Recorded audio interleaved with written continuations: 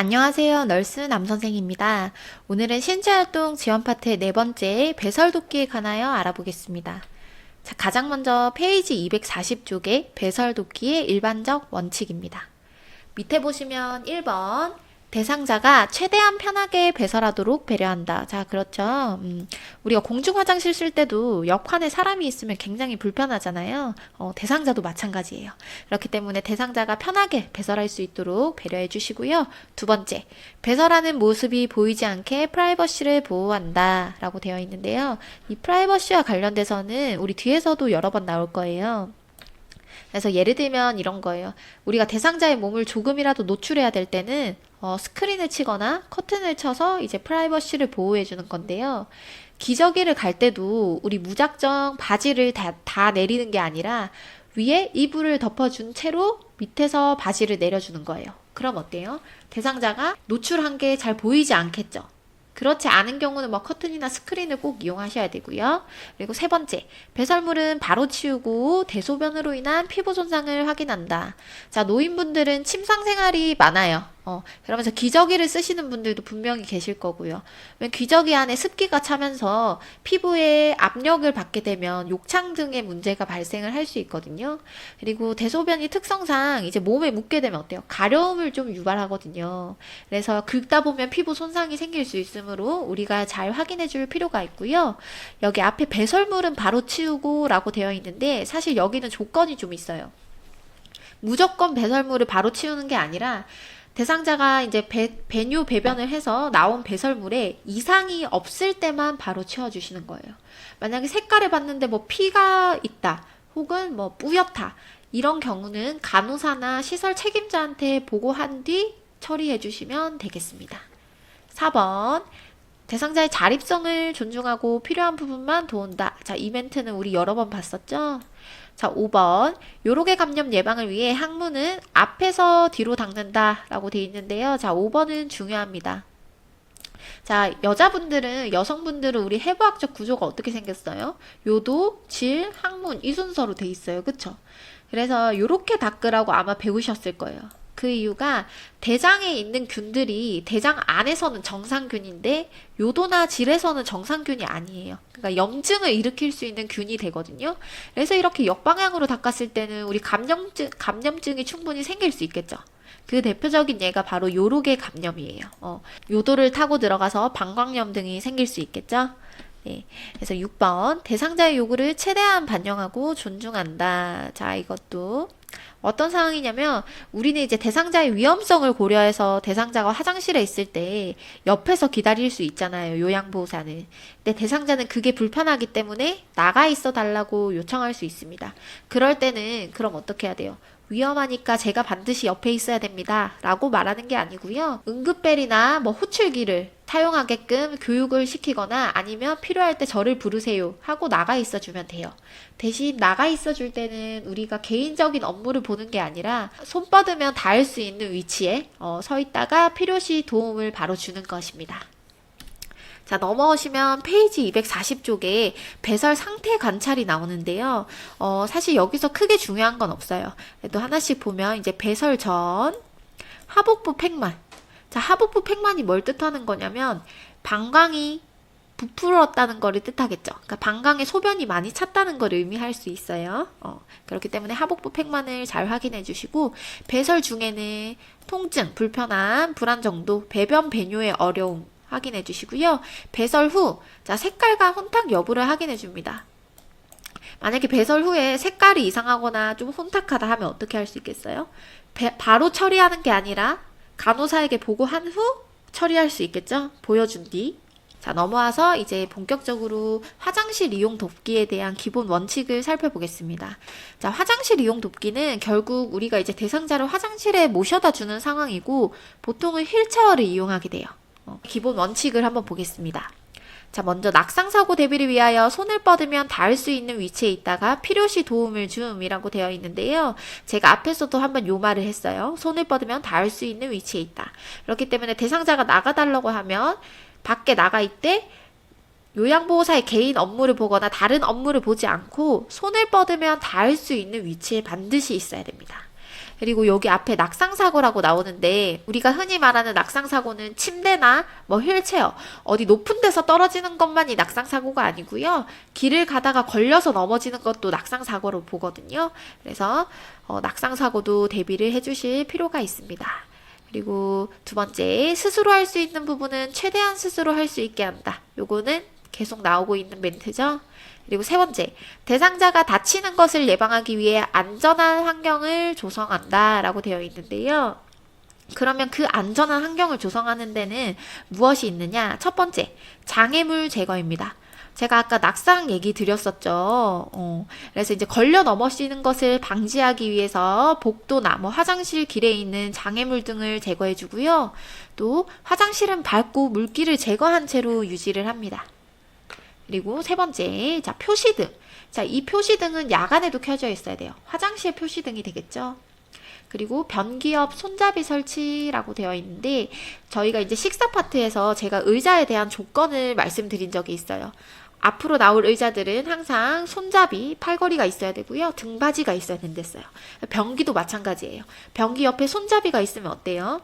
일어나기가 편하겠죠. 뭐 벽에 붙어 있든 변기 옆에 붙어 있든. 그리고 마지막으로 응급벨 설치가 되겠습니다. 요즘은 다 응급벨이 설치돼 있죠. 그래서 저는 이렇게 안전한 환경 조성을 5가지로 좀 나눠봤는데요.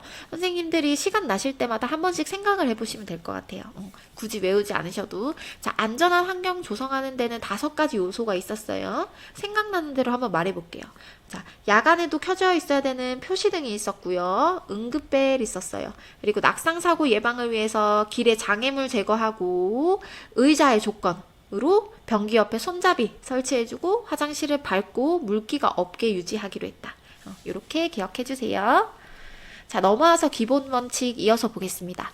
휠체어를 운행 중이지 않을 때는 반드시 잠금장치를 걸어둔다. 자, 운행 중이지 않을 때는 대상자가 타거나 내릴 때 그리고 주차해놨을 때를 말하는 거죠. 그리고 휠체어 이용 대상자는 잠금 장치를 걸고 발이 걸리지 않도록 발받침대를 접어 올린다. 이 부분도 중요합니다. 제가 사진으로 좀 보여드릴게요. 그리고 마지막, 휠체어 이동 중 바퀴나 팔걸이에 옷등이 끼거나 걸리지 않도록 합니다. 자, 옷이 낄 수도 있는데 손가락이 끼는 경우도 있어요. 그렇기 때문에 휠체어를 탔을 때는 대상자가 팔을 안으로 모을 수 있도록 해주셔야 됩니다. 그래서 사진을 보시면 자, 여기가 잠금장치예요. 지금 이 잠금장치는 풀려있는 상태고 얘가 앞으로 가게 되면 이제 잠금장치가 걸리게 되는 거예요. 그리고 여기 앞에 보시면 이 부분이 이제 발받침대인데요. 어때요? 보니까 이 상태에서 이제 대상자가 앉아있다고 생각하면 발받침대를 치우지 않고서는 좀 일어나기 힘들어 보이죠? 그래서 이제 발이 걸리지 않도록 발받침대를 접어 올리는 것까지 챙겨주시면 되고요. 자, 넘어오셔서 이제 돕는 방법을 본격적으로 한번 볼게요. 자, 화장실을 이용하기 위해서 우린 대상자를 휠체어를 통해 이동시킬 거예요. 그래서 가장 먼저 침상 가까이에 휠체어를 놓는데요. 여기서 중요한 건 편마비 대상자예요. 편마비 대상자. 자, 우리 편마비 대상자 앞에서 식사에서 나왔었죠. 그래서 편마비 대상자는 항상 건측과 환측을 먼저 나누는 게 중요하고요. 자, 편마비 대상자의 경우 건측으로 휠체어를 빈틈없이 붙이거나 30에서 45도 비스듬히 둔다 라고 되어 있습니다. 자, 중요한 건 건측 그리고 빈틈 없거나 30에서 45도인데요. 우리 대상자를 이제 화장실로 옮기려고 할 때 왼쪽 편마비 대상자예요. 그럼 왼쪽에 휠체어를 갖다 두면 어떻겠어요?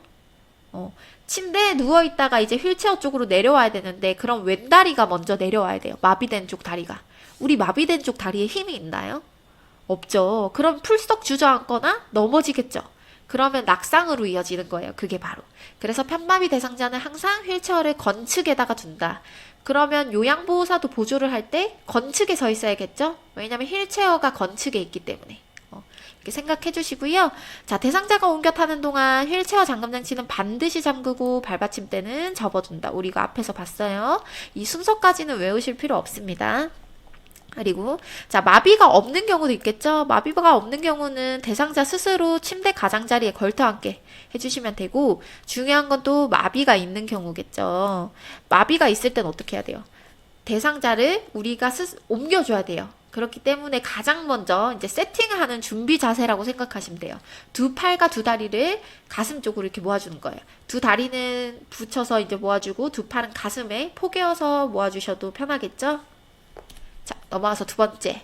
요양보호사의 한쪽 팔은 대상자의 어깨를 지지하고 다른 한쪽은 모아진 두 발의 무릎 쪽을 감싼다 라고 되어 있는데, 자, 편마비 대상자로 생각을 하시면 돼요.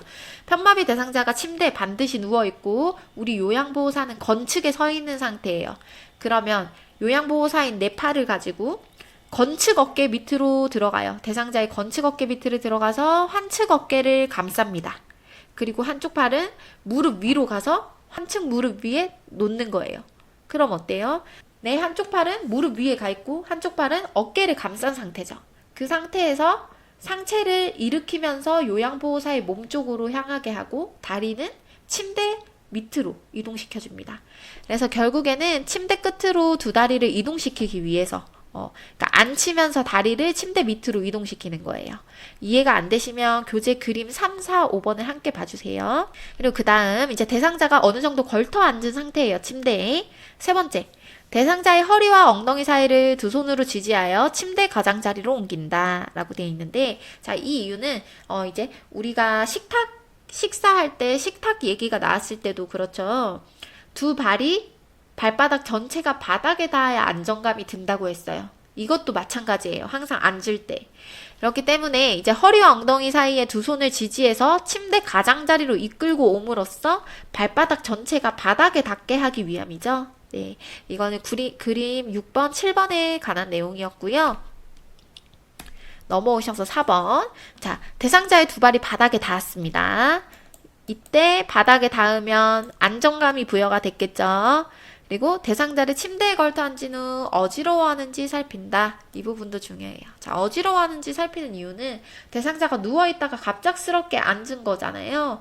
그러면 뇌로 가는 우리 혈액의 양이 순간적으로 적어지기 때문에 이제 기립성 저혈압과 같은 증상이 생길 수 있어요. 그래서 반드시 어지러워하는지 한번 살펴봐 주시고요.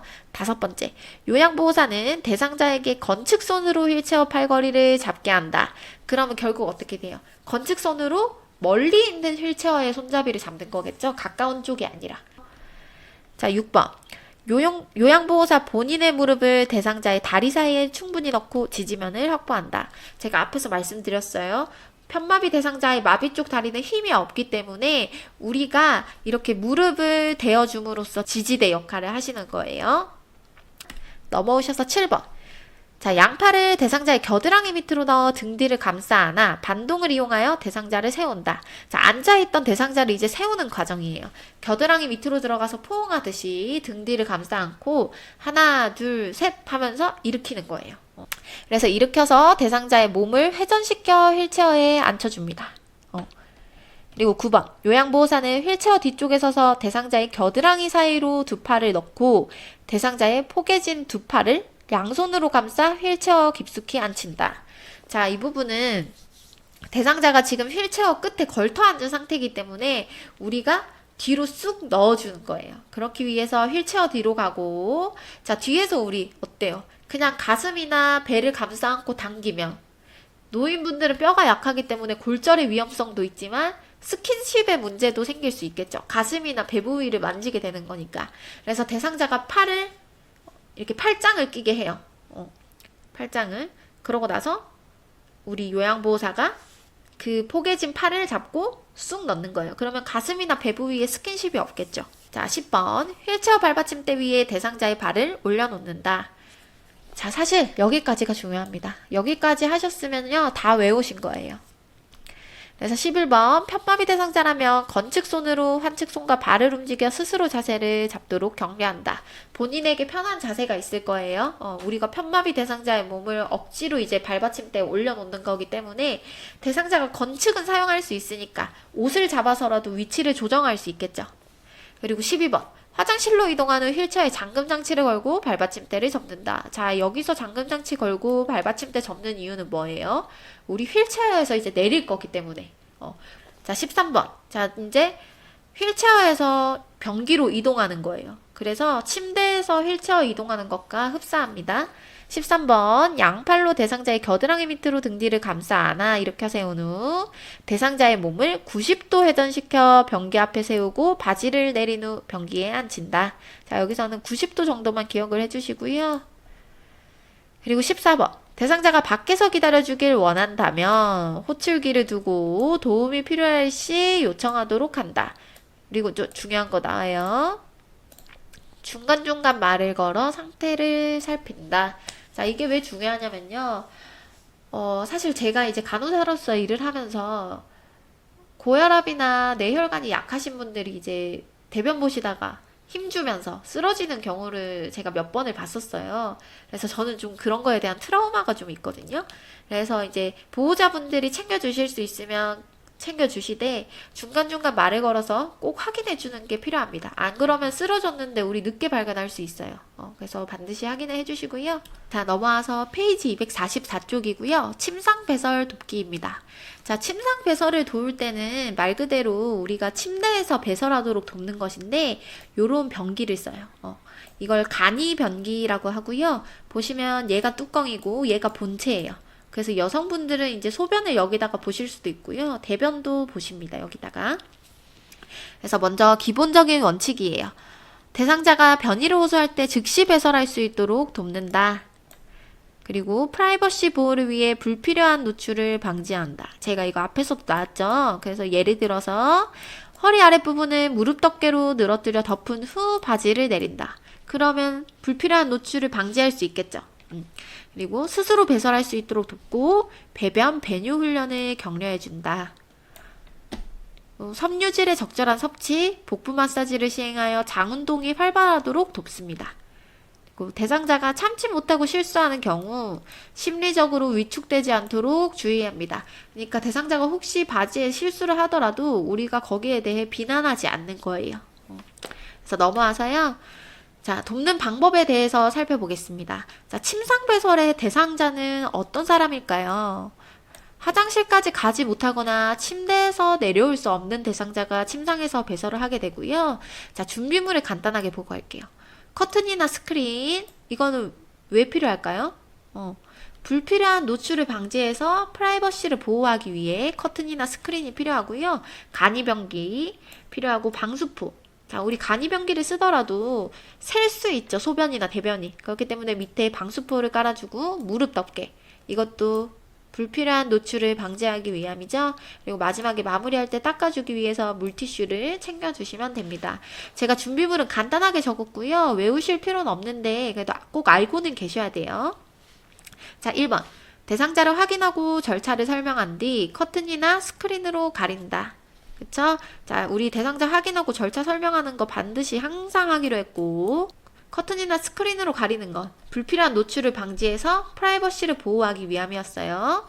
그리고 두 번째, 변기는 따뜻한 물로 데워서 침대 옆이나 의자 위에 놓는다 라고 되어 있는데요. 자, 우리 따뜻하게 데우는 이유가 뭘까요? 우리 요즘 비데도 다 보면은 그 이제 온열 기능이 다 있잖아요. 그래서 차갑게 해놓으면 우리 관략근이 수축하면서 대변의 변이가 조금 사라지게 돼요. 그래서 따뜻하게 해놓음으로써 이제 변이를 자극하기 위함이고.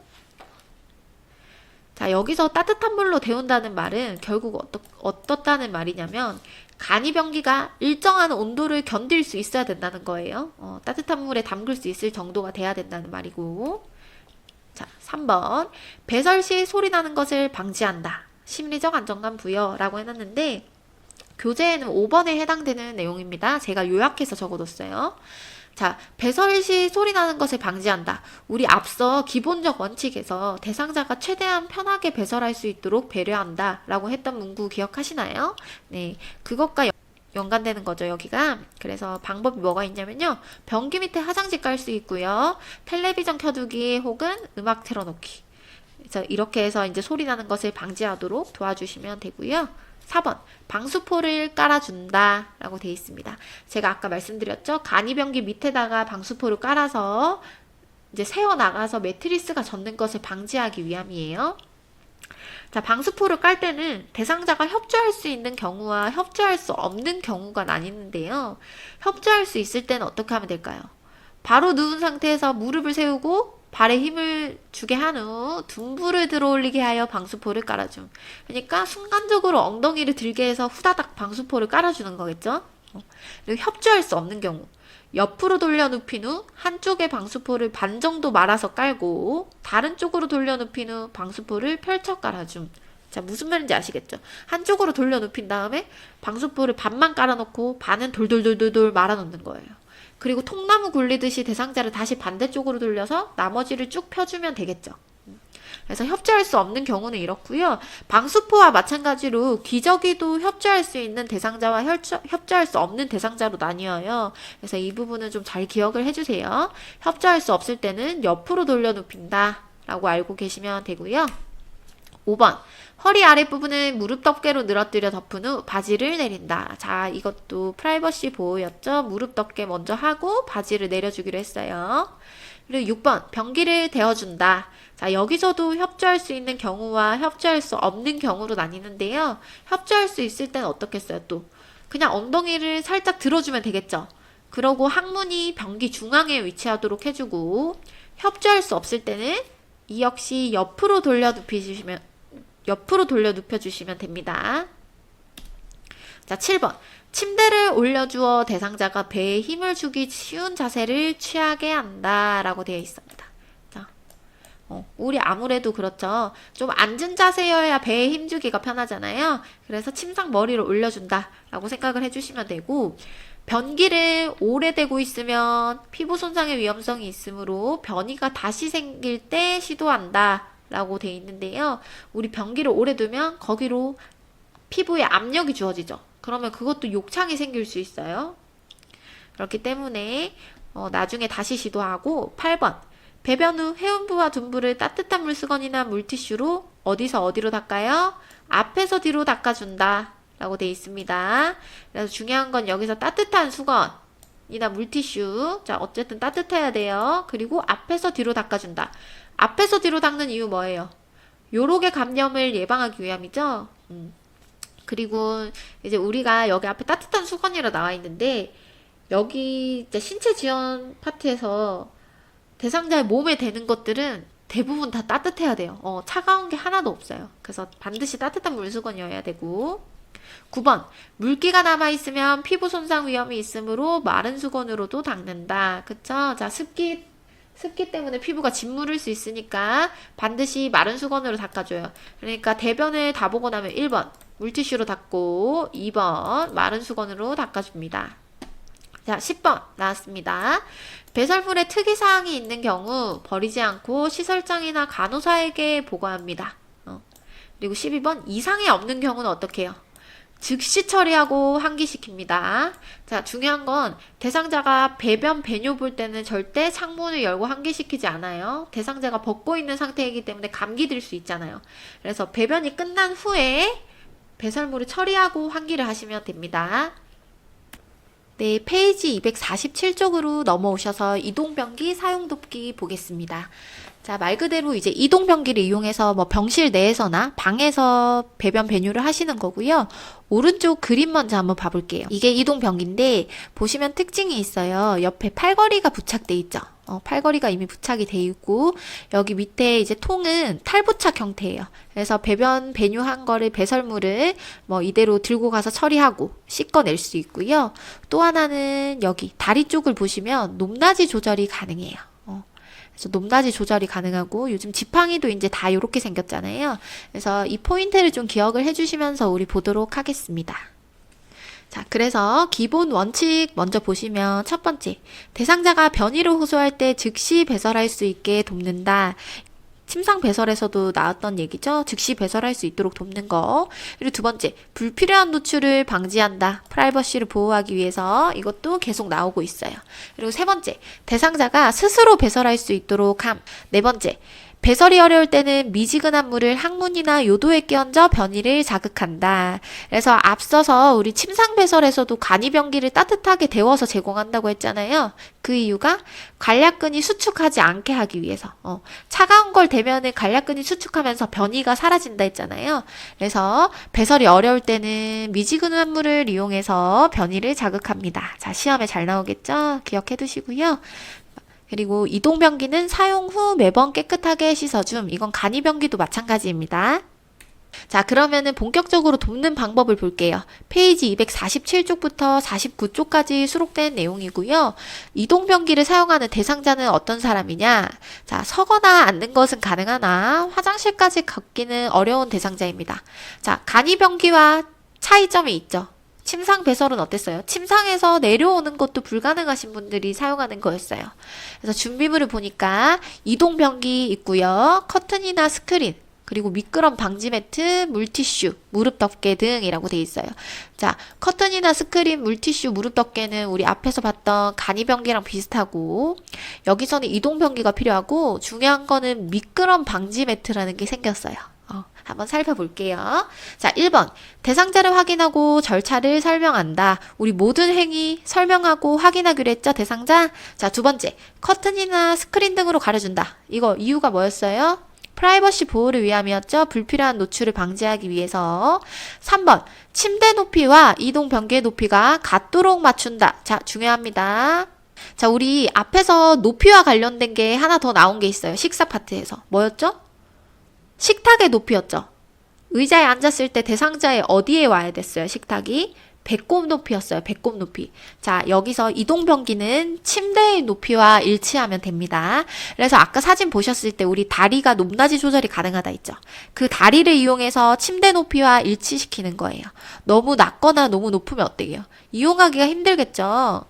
그래서 침대 높이랑 이동변기 높이는 같다 라고 외워주시고요. 넘어오셔서 4번. 안전을 위해 변기 밑에 미끄럼 방지 매트를 깔아줍니다. 라고 돼 있어요. 그래서 준비물에 미끄럼 방지 매트 있었죠? 자, 이게 왜 필요하냐면요. 생각보다 이동 변기는 밑에 고정이 되어 있지 않고 가벼워요, 엄청. 그래서 대상자가 한 손만 짚고 일어나면 미끄덩하고 넘어갈 수 있겠죠, 변기가. 그리고 바닥이 잘 미끄러질 수도 있고요. 그래서 변기 밑에 미끄럼 방지 매트는 필수고요. 5번. 변기는 미리 따뜻한 물로 데워둔다. 자, 이거 이유가 뭐였죠? 따뜻한 물로 데우는 거. 변이를 자극하기 위해서였어요.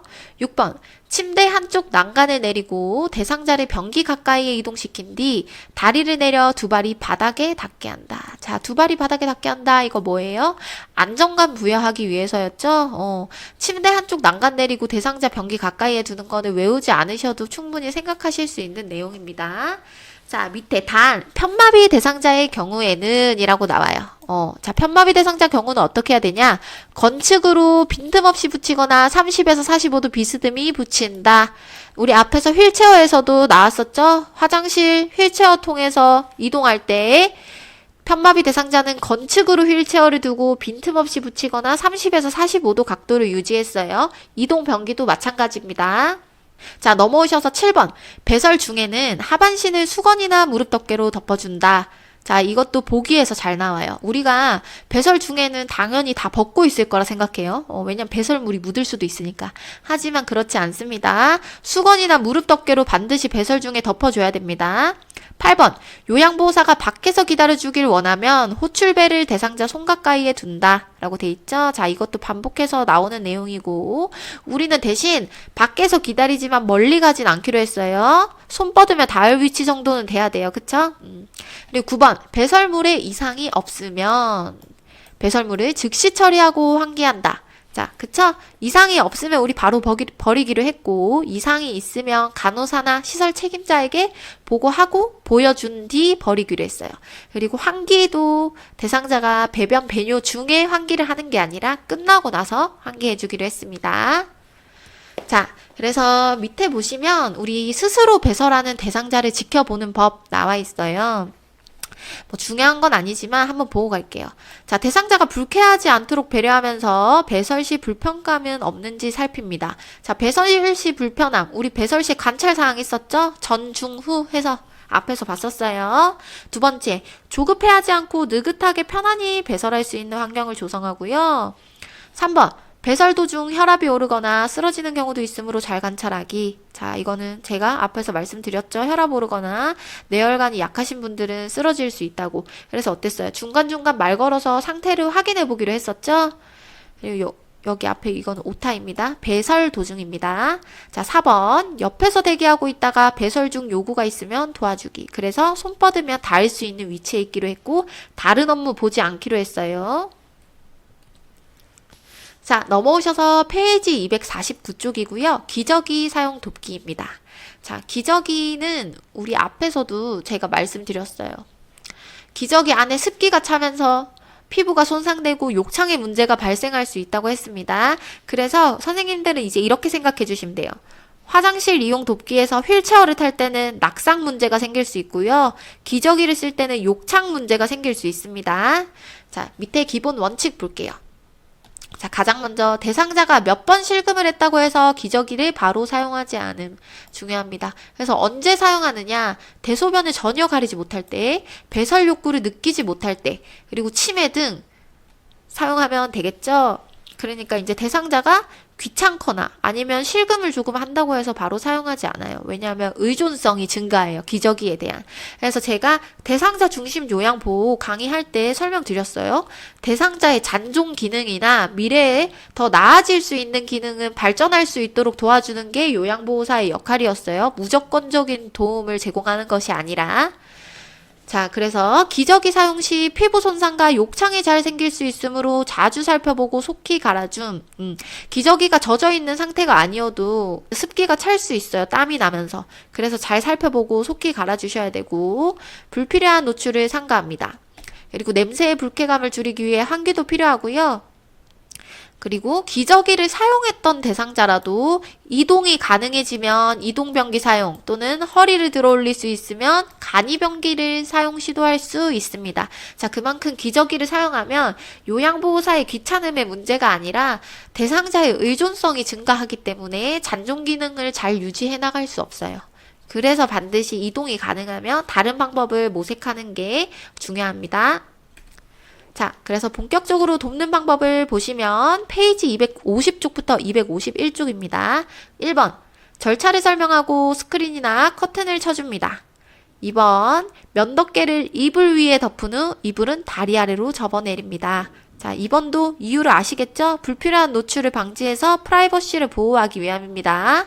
그래서 3번, 면덮개 밑에서 윗옷을 허리까지 올리고 바지를 내린다. 그러니까 면덮개 밑에서 바지를 내리고 있어요. 자, 이때 협조할 수 있는 대상자는 어떻게 하면 될까요?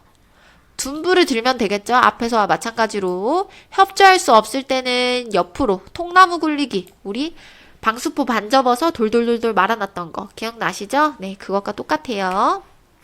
그리고 4번, 기저귀 사용 후에는 배설물이 보이지 않도록 기저귀를 맙니다. 즉, 기저귀의 바깥면, 깨끗한 면이 보이도록 말아 넣습니다. 자, 여기는 문제 나오기 좋겠죠?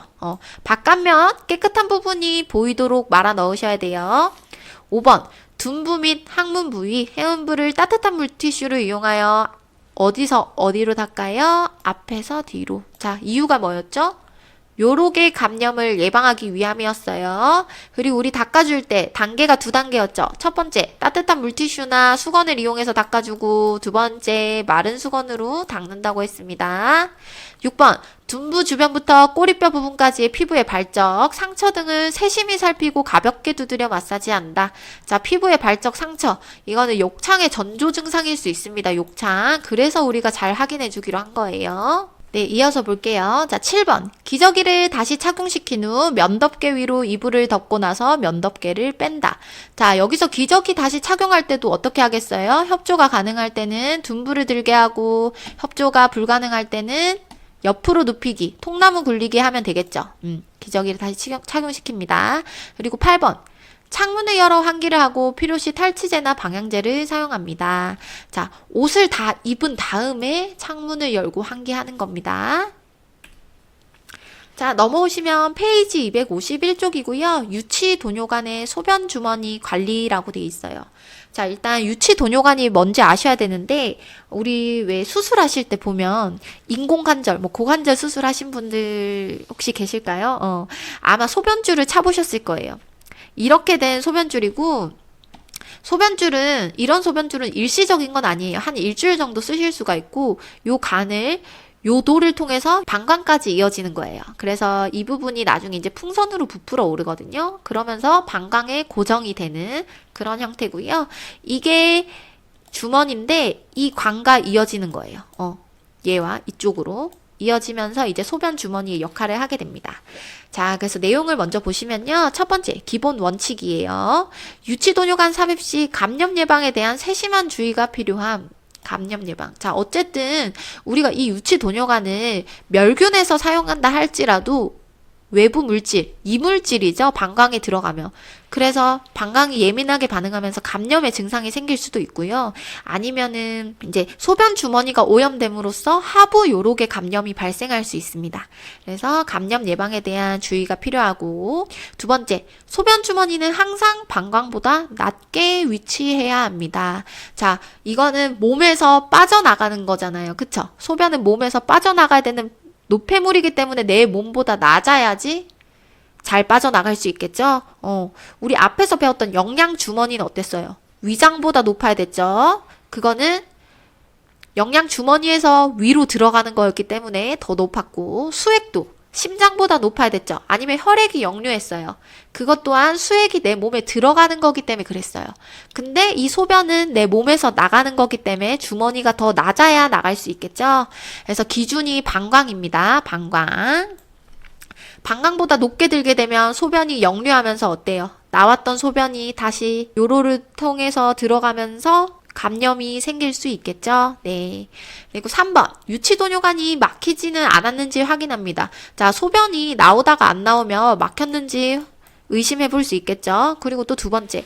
우리 앞에서 배설 전 관찰 상태에서 하복부 팩만 기억나시나요? 하복부 팩만. 자, 소변이 잘 배출되지 않을 때 하복부 팩만이 생길 수 있습니다. 그때도 유치도뇨관이 막힌 거를 의심해 볼 수 있고요. 자, 소변량 및 색깔을 2-3시간마다 혹은 지시에 따라 확인하는데요. 우리는 2-3시간마다라고 외워주시면 됩니다. 소변량 및 색깔 2-3시간마다 확인해 주세요. 자, 문제 나오기 쉽겠죠, 이 부분. 자, 그럼 돕는 방법을 볼게요. 페이지 252쪽이고요. 1번. 연결관이 꺾여 있거나 눌려 소변이 소변 주머니로 제대로 배출되지 못하는지 살핍니다. 그래서 꺾여 있거나 눌리면은 소변이 잘 안 나오겠죠. 그럼 소변이 방광에 축적이 되면서 하복부 팩만의 증상이 나타날 수 있습니다. 두 번째, 유치도뇨관을 삽입하고 있어도 침대에서 자유로이 움직일 수 있으며 보행도 할 수 있음을 대상자에게 알립니다. 유치도뇨관 써도 걸을 수도 있고요. 침대에서도 자유롭게 생활하실 수 있어요. 근데 조건이 있습니다. 소변이 역류하면 안 되겠죠, 몸으로. 그래서 방광보다 낮게 유지한다는 조건 하에 자유롭게 움직이실 수 있고요. 3번, 금기사항이 없는 한 수분 섭취를 권장합니다. 자, 이것도 중요하죠. 수분 섭취. 수분 섭취를 통해서 감염증을 예방할 수 있어요. 방광에 있는 노폐물을 계속 빼줌으로써 이제 감염을 예방할 수 있겠죠. 4번, 유치도뇨관을 강제로 빼면 요도점막이 손상되므로 심하게 당겨지지 않도록 한다.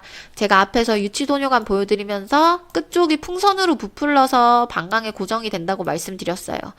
그리고 5번, 소변색이 이상하거나 탁해진 경우, 소변량이 적어진 경우, 소변이 도뇨관 밖으로 새는 경우에는 보고합니다. 제가 앞에서 배설도 마찬가지였죠? 배설물에 이상이 있으면 우리 보고한다고 했어요. 소변도 마찬가지예요. 탁해지거나 적어지거나 도뇨관 밖으로 셀 때는 바로 보고해 주시면 됩니다. 6번, 소변기의 소변은 이상이 없으면, 자, 위와 같은 이상 증상이 없으면 지정된 장소에 버려주시면 됩니다. 그래서 여기, 자, 이게 지금 풍선 상태가 된 거거든요. 그래서 이거에 이제 방광에 걸려 있도록 만들어진 장치인데 이대로 빼버리면 어때요? 요도가 손상이 되겠죠. 네, 배설 돕기는 여기까지고요. 네, 너무 고생하셨어요. 아마 이제 화장실 이용 돕기 파트가 조금 헷갈리셨을 거예요. 휠체어 내용이 처음으로 나와서. 근데 앞으로는 이제 휠체어가 좀 자주 나올 거거든요. 지금 당장은 어려우셔도 뒤에 가시면서 좀 익숙해지실 거예요. 그래서 제가 찍어드린 부분 위주로만 공부를 좀 하시고요. 너무 어렵거나 복잡하게 생각하지 않으셔도 돼요.